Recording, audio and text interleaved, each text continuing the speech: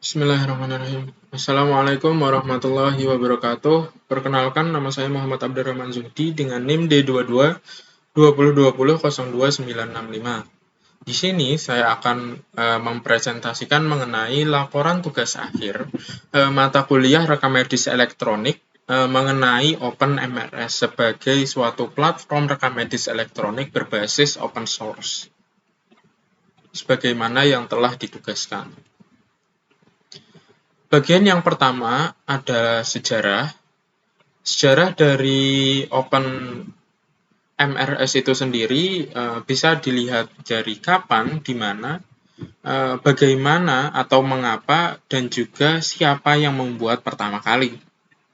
Jadi OpenMRS itu sendiri pertama kali dikembangkan pada tahun 2004.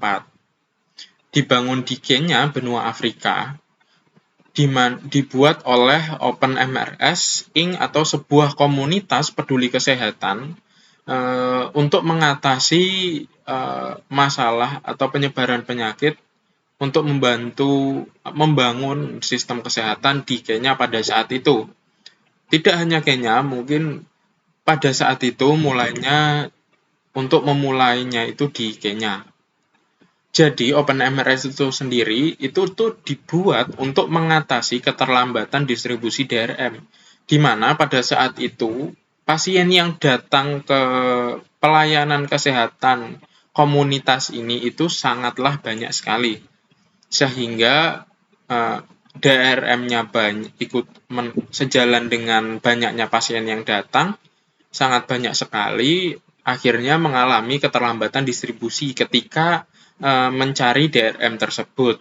Pada saat DRM dicari, karena saking banyaknya, jadi pelayanan akhirnya tertunda.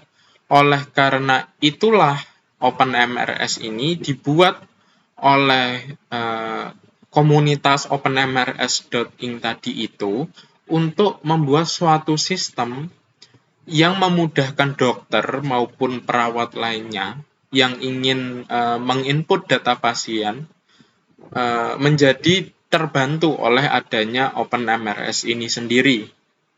Jadi pertama kali dikembangkan 2004 di Kenya. Lalu bagaimana hingga saat ini?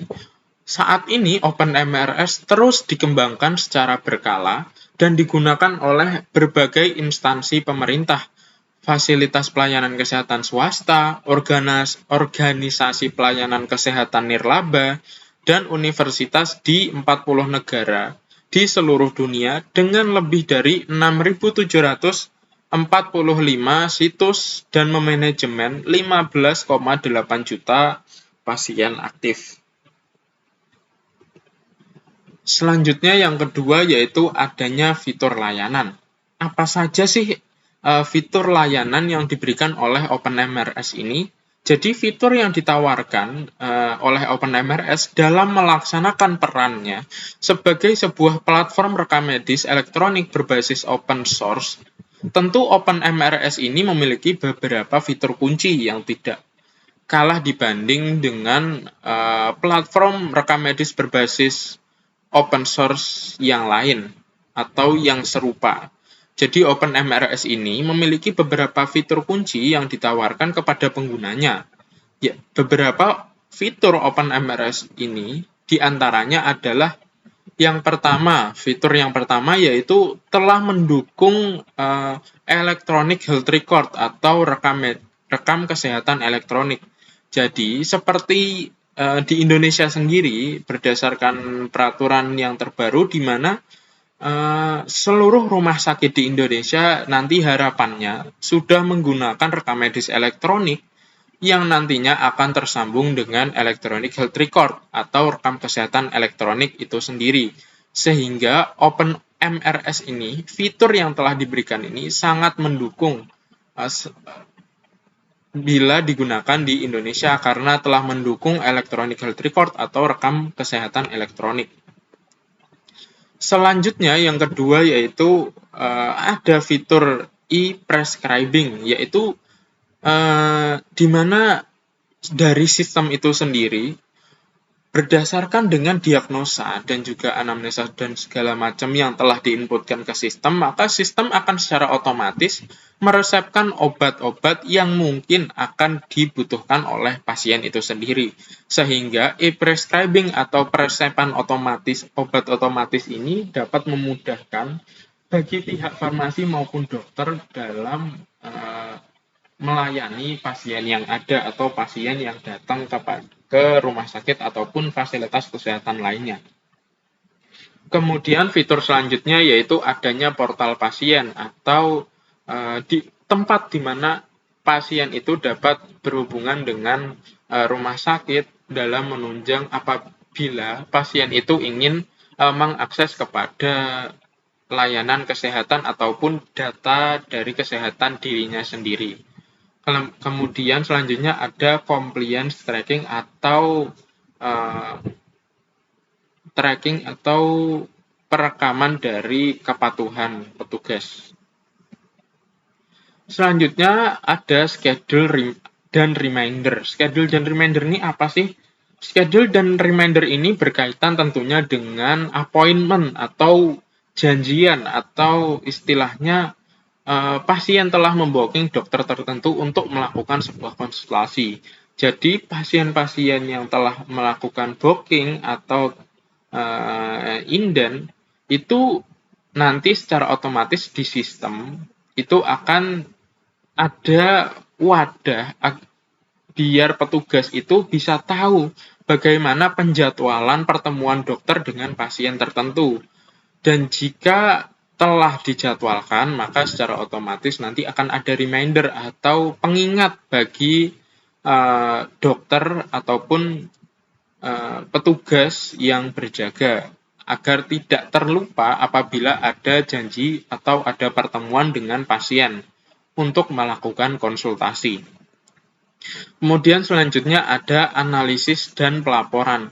Terkait fitur analisis dan pelaporan ini sendiri itu sangat membantu bagi petugas di mana data-data yang telah diinputkan baik itu diagnosis berdasarkan dokternya ataupun yang lain sebagainya ini membantu pelaporan di mana data-data yang telah diinputkan tadi secara otomatis akan dijadikan satu, diindeks dan juga dibuat grafik berdasarkan penyakit, 10 besar penyakit, ataupun diindeks berdasarkan dokter, sehingga bagian analyzing reporting akan sangat terbantu apabila ada fitur ini, di mana membantu analyzing reporting dalam melakukan tugasnya atau job desk-nya sebagai analisis dan pelaporan.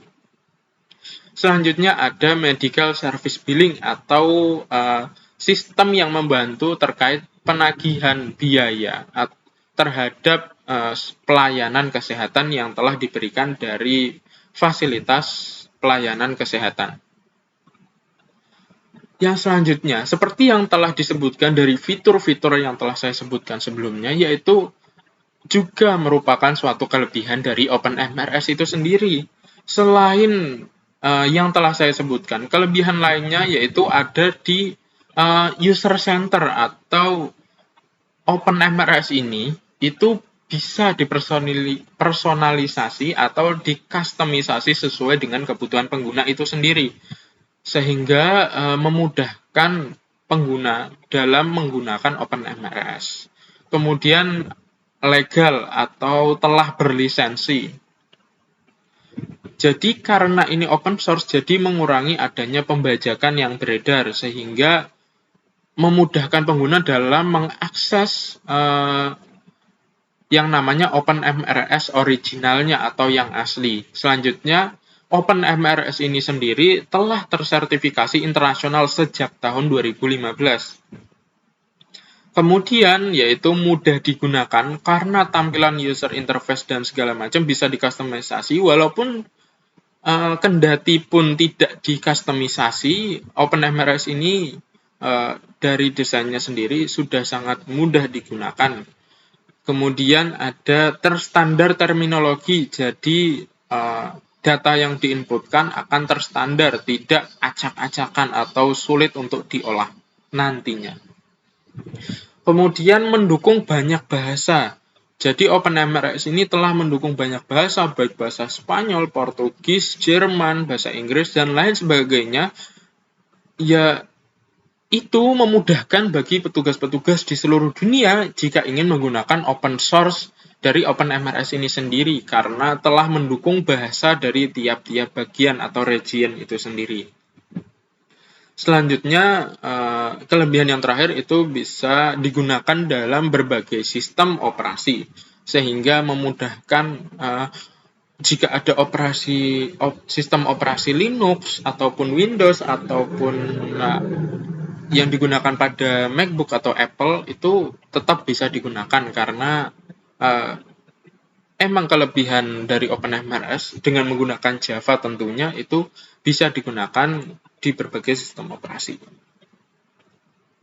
Selanjutnya ada kekurangan. Instruksi pemasangan aplikasi banyak dikeluhkan kurang jelas oleh kebanyakan user atau kebanyakan pengguna. Kemudian tidak capable pada sistem operasi tertentu.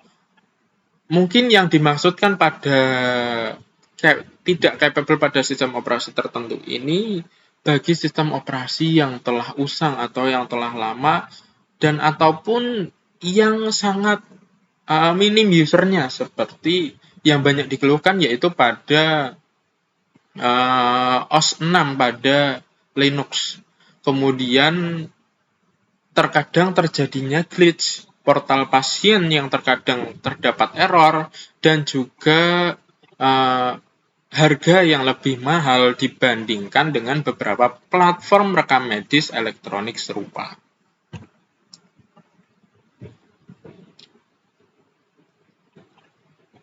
Selanjutnya ada elemen aspek. Elemen aspek ini mencakup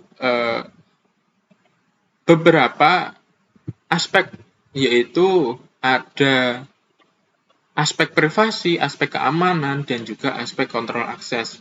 Jadi pada OpenMRS ini sebagai sebuah platform rekam medis berbasis open source, tentunya ada ketiga aspek tersebut, di mana tentu ketiga aspek ini itu saling berkaitan atau saling berhubungan, di mana secara kontrol atau hak akses, sedari dasarnya OpenMRS telah memilah pihak-pihak mana saja yang mampu melihat data pasien dan menginput data pasien.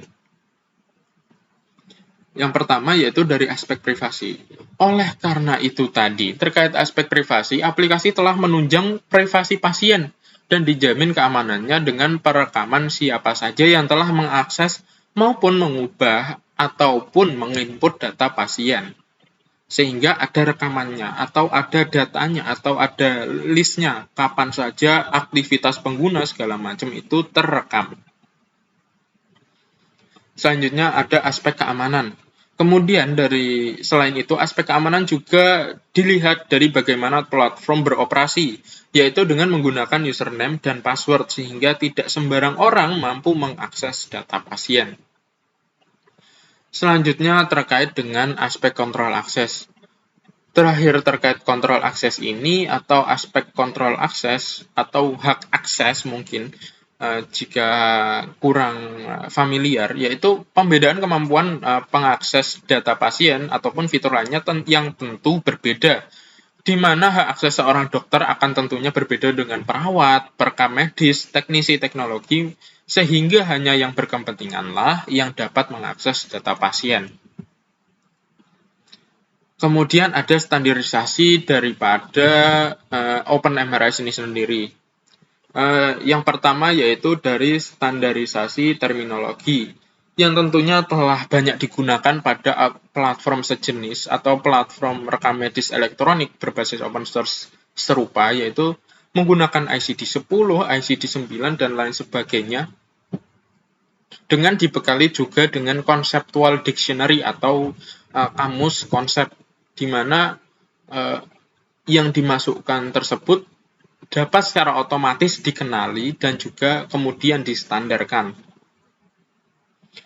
Kemudian ada standarisasi dari data exchange atau pertukaran data daripada OpenMRS ini sendiri. Jadi standarisasi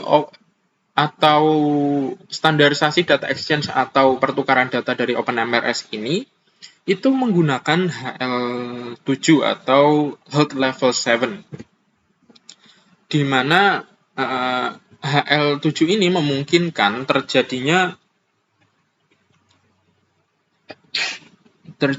pertukaran atau manajemen data klinis dan lain sebagainya. Maaf sebelumnya kepencet. Nah, seperti yang telah saya jelaskan tadi, pertukaran data HL7 ini umum digunakan dalam melakukan pertukaran, manajemen, dan juga integrasi data yang mendukung perawatan klinis pasien dan manajemen pengiriman serta evaluasi pelayanan kesehatan. Nah, jadi penggunaan HL7 atau Health Level 7 ini memungkinkan sistem eksternal dalam melakukan komunikasi ataupun pertukaran data medis yang lebih koheren atau berhubungan. Selanjutnya, yaitu adanya standarisasi interoperabilitas, yaitu bagaimana suatu sistem itu bisa berhubungan dengan sistem-sistem lainnya sehingga dapat saling berhubungan seperti itu. Jadi dengan perkembangannya zaman atau masa, sebagai sebuah platform rekam medis elektronik yang sudah mendukung RKE atau rekam medis elektronik ini, tentu OpenMRS ini telah dikembangkan dari masa ke masa, seperti ketika interoperabilitas OpenMRS ini sendiri dengan suatu sistem open list atau kaitannya nanti dengan laboratorium seperti itu, dan juga OpenHIE atau OpenHIE yang dimana telah diadopsi menjadi suatu shared health record atau rekam kesehatan bersama, di mana di situ dia juga sudah menggunakan standarisasi SDMX HD atau SDMX HD yang memungkinkan OpenMRS dapat berkesinambungan dengan sistem lainnya. Selanjutnya yaitu adanya demonstrasi. Jadi seperti dapat dilihat pada layar, pada awal penggunaan demo daripada OpenMRS ini sendiri, yaitu dengan memasukkan username dan juga passwordnya, dan kemudian mencantumkan lokasi dari sesi di mana Anda menggunakan OpenMRS ini sendiri. Jadi bisa dipilih di sini ada inpatient ward, isolation ward, laboratory, outpatient and clinic, farmasi, dan juga registration desk. Nah, jika Anda salah menggunakan lokasi ataupun ingin mengganti lokasi Anda bisa menggantinya di anak panah ke bawah pada sebelah tempat Anda gunakan sekarang, yaitu di mana registration desk ada panah ke bawah, kemudian bisa Anda pilih di situ inpatient ward atau bangsal rawat inap, kemudian ada isolation ward atau ruang isolasi, ada laboratory atau laboratorium, kemudian ada outpatient clinic atau klinik rawat jalan, farmasi atau farmasi, kemudian ada registration desk atau meja pendaftaran atau registrasi. Nah, jadi di menu ini itu bisa Anda lihat, itu ada find patient, ada menu-menu yang diberikan kepada pengguna untuk melakukan tugasnya sebagai perekam medis atau membantu rekam medis di meja pendaftaran. Sebagai contohnya, mungkin akan berbeda jika ini merupakan versi yang aslinya, karena lebih bebas lagi untuk mempersonalisasi atau mengkustomisasi, sehingga mungkin tampilannya sedikit berbeda dan juga terkait kelengkapan daripada fitur-fitur dari OpenMRS jika dibandingkan dengan demo. Nah, dapat dilihat di sini fitur-fitur yang ada itu ada find patient record, atau jika Anda ingin menemukan pasien lama atau ingin menemukan data pasien atau rekaman pasien. Kemudian ada active visit atau kunjungan aktif, jadi berupa list atau daftar kunjungan-kunjungan yang aktif dari pasien itu sendiri, kemudian ada register pasien atau ketika ingin mendaftarkan pasien baru ataupun yang datang ke ataupun kunjungan ke fasilitas pelayanan kesehatan. Selanjutnya ada capture vitals ataupun perekaman atau penangkapan atau collecting data daripada pemeriksaan fisik dan juga yang lainnya dari pasien yang telah masuk kepada fasilitas pelayanan kesehatan itu sendiri. Selanjutnya ada appointment scheduling atau yang telah saya sebutkan atau jelaskan di sebelumnya, yaitu terkait penjadwalan pertemuan antara dokter dengan pasien. Selanjutnya ada reports atau pelaporan, kemudian ada data management atau manajemen data, kemudian ada configure metadata di mana Anda dapat mengubah form daripada isi daripada OpenMRS ini sendiri, dan juga kemudian ada sistem administration atau sistem administrasi. Nah, ketika pasien yang datang itu pasien lama ataupun lupa ataupun sebagainya, itu bisa Anda cari atau Anda untuk memastikan apakah pasien tersebut adalah pasien lama atau pasien yang baru. Jadi pada bagian find patient record ini, itu Anda bisa mencarinya dengan memasukkan nomor rekam medis pasien itu sendiri ataupun namanya. Kemudian untuk selanjutnya, jika merupakan pasien baru, Anda ingin mendaftarkan seorang pasien, maka Anda bisa memilih di bagian register pasien atau mendaftarkan pasien. Jadi di sini sudah ada form yang sudah terpop up secara otomatis, di mana di sini terdapat pilihan yang perlu Anda isi untuk kelengkapan data dari identitas sosial ataupun biologi dari pasien itu sendiri, di mana mulai dari nama, ada nama depan, tengah, dan juga belakang. Kemudian ada gender, tanggal lahir, alamat, dan lain sebagainya. Kemudian setelah Anda mengisi daripada atau menginput mendaftarkan seorang pasien tersebut, maka akan secara otomatis akan didirect atau akan diarahkan kepada bagian capture vital atau dari pemeriksaan fisik dari seorang pasien ini sendiri. Kemudian di sini bisa Anda isi seperti yang dapat dilihat pada layar, ada diagnosis, ada vital, ada last test observation, ada health and strength summary, ada berapa berat badannya, ada apa ataukah ada list dari perjanjian atau pertemuan dengan dokternya sudah berapa kali, kondisi secara umum, attachment, ataupun dari alergi pasien itu sendiri. Jadi untuk menambahkan visit atau kunjungan, Anda bisa melihat di sebelah kanan atau sebelah sisi kanan, yaitu ada di general action, ada start visit atau memulai kunjungan, ada menambahkan kunjungan sebelumnya, ada untuk merge visit atau menggabungkan dari kunjungan pasien tersebut, kemudian dan lain sebagainya. Selanjutnya untuk menambahkan alergi. Jika Anda ingin menambahkan alergi daripada pasien Anda, itu Anda bisa menambahkannya pada yang di sini ya, ada add ada alergi, kemudian Anda pencet bagian pensil yang miring itu, kemudian Anda pencet, kemudian nanti tampilannya akan seperti ini, tapi ini masih kosong jika Anda belum mengisi atau menambahkan dari alergi pasien. Kemudian jika Anda pada platform ini Anda tambahkan alerginya, Anda bisa pilih tambahkan. Jadi di sini ada banyak sekali, mulai dari alergi terhadap obat-obatan, ataupun kepada makanan, ataupun kepada environmental, itu bisa Anda tambahkan di sini, dan juga reaksinya jika telah diketahui reaksinya. Dan juga di bawahnya bisa Anda tambahkan tingkat severity level atau tingkat keparahan daripada pasien itu mengalami, seberapa tingginya pasien mengalami alergi, mulai dari mild, moderate, ataupun severe.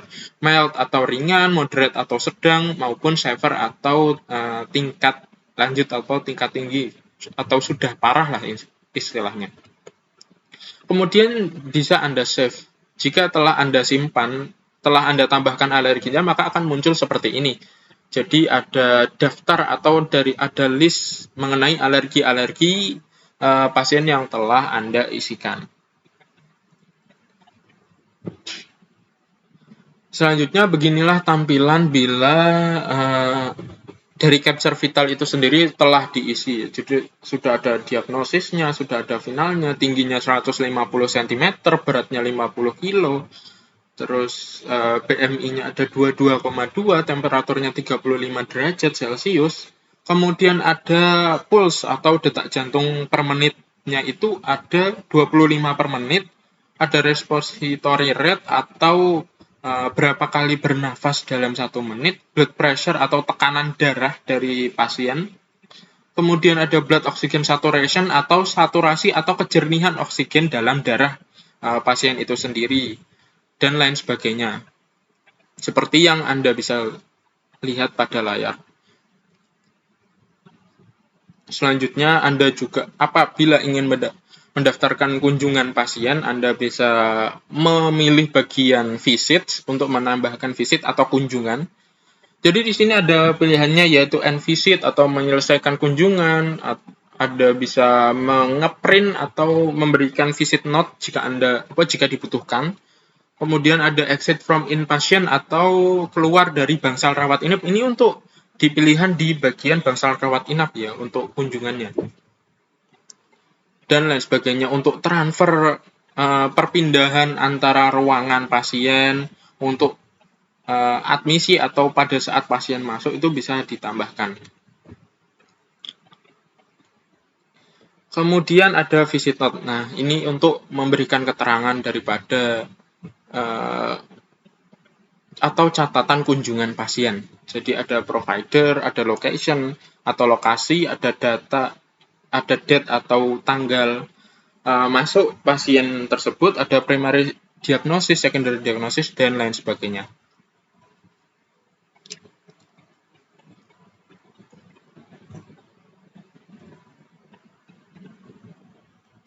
Nah, selain itu juga ada merge pasien atau menggabungkan apabila terjadi duplikasi, terjadi data pasien yang tersalin atau ada dua atau berduplikasi lah istilahnya. Nah, ini bisa Anda gabungkan dengan memilih pada pilihan data management atau di samping sebelah report tadi ya. Kalau di pilihan yang tadi itu di sebelah report ada data management, kemudian merge pasien electronic record atau menggabungkan data pasien. Jadi ID pasien yang baru dengan yang lama itu bisa Anda gabungkan seperti itu. Selanjutnya, ini adalah merupakan salah satu fitur OpenMRS di mana dapat merekam user-user atau aktivitas user yang telah dilakukan pada OpenMRS ini sendiri sehingga dapat dipantau atau dimonitor.